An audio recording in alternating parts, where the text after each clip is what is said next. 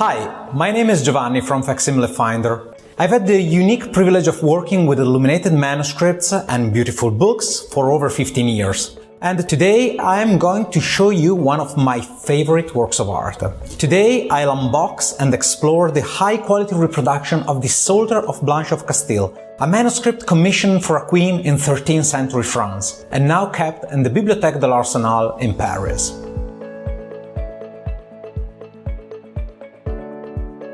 As I've worked closely on the production of this facsimile for over a year, it holds a special place in my heart. Working side by side with Charlotte Kramer, the publisher, and my colleague Giacomo Cecchetti, I went several times to the Arsenal Library in Paris to analyze the original manuscript and its precious cloth binding. Both are preserved with the utmost care, and I was one of the lucky few to see them up close. After months of work, this is the result. The whole set consists of this wooden case, produced in 19th century Paris by a master artisan. In the bottom, we find the facsimile of the Psalter of Blanche of Castile. On the top, we gently open this glass compartment and find the so-called chemise, a 14th century precious fabric used to protect the manuscript. Every original manuscript that is chosen to be made into a high-quality facsimile has its own special story and features, but the story behind this manuscript is truly exceptional. This magnificent Psalter was made in the 13th century and most likely commissioned by Blanche of Castile, the Queen of France at the time.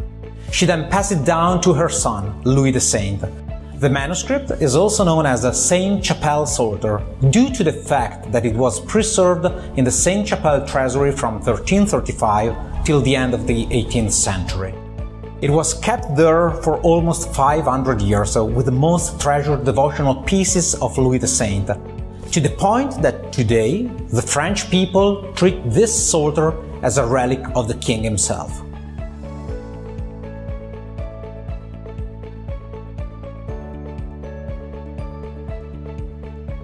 The production of the facsimile was especially challenging because the manuscript is very rich in miniatures, and several folios are decorated with abundant gold leaf.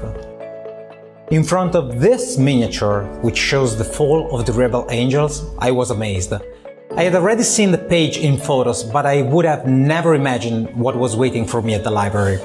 While analyzing the miniature under the light, I almost jumped back when I realized that the devil eyes were truly alive.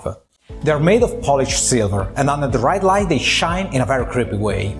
Gold, as you can see, is a predominant element in the manuscript. It is found throughout the folios, either in large quantities in the miniatures or in small, bright details scattered throughout the text. Despite the fact that the manuscript is now 750 years old, the gold in the original manuscript looks like it was only applied yesterday. Thanks to the great care of keepers across centuries, it has retained its original brilliance. Reproducing the gold was a real challenge, but after several proofs, the result in the facsimile is spectacular, and I am truly satisfied. Now let me show you the extraordinary peculiarity of this facsimile, the so-called chemise. This is a precious embroidered fabric, presumably commissioned by Charles VI in the 14th century to protect the manuscript. This decorated silk fabric is among the 3 surviving medieval embroidered bindings in France, and it's truly a rare item. Amazingly, this is the first time a chemise has been produced in facsimile. The original fabric is stunning. The gold thread of the fleurs-de-lis are made of yellow silk filament, each one individually covered in a gold spiral. It's so subtle that not even a microscope would be enough to inspect and admire every detail of this 700-year-old fabric. The first historical record of the fabric dates back to an inventory of 1377. It is described as a golden drape with fleurs-de-lis. There is also mention of the manuscript, which at the time was equipped with clasps. The presence of clasps leads us to assume that the cloth was used only to cover lecterns or furniture, a use that is often depicted in miniatures of that period.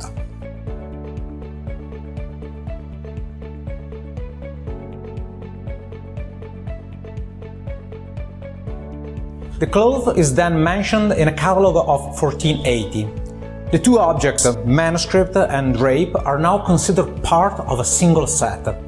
The drape is also described in its backside, mentioning a red silk fabric. We can imagine that this layer was sewn to protect the precious gold embroidery.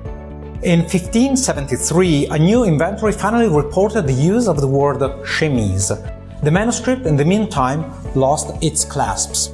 So between 1480 and 1573, the chemise probably took on the role of a wrap or cover.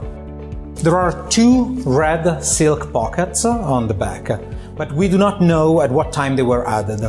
As you can see, their purpose is supposedly to accommodate the front and back cover. The fabric folds and the manuscript fits perfectly. The size of the chemise is approximately 1 meter by 1 meter.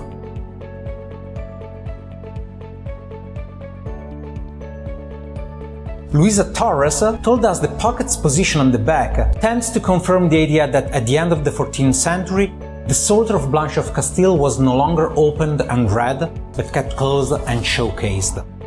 So, from historical clues we have from coeval miniatures and from description in inventories, we may assume that the cloth initially had a decorative function, that over time changed until it became a protective and decorative element of the manuscript itself.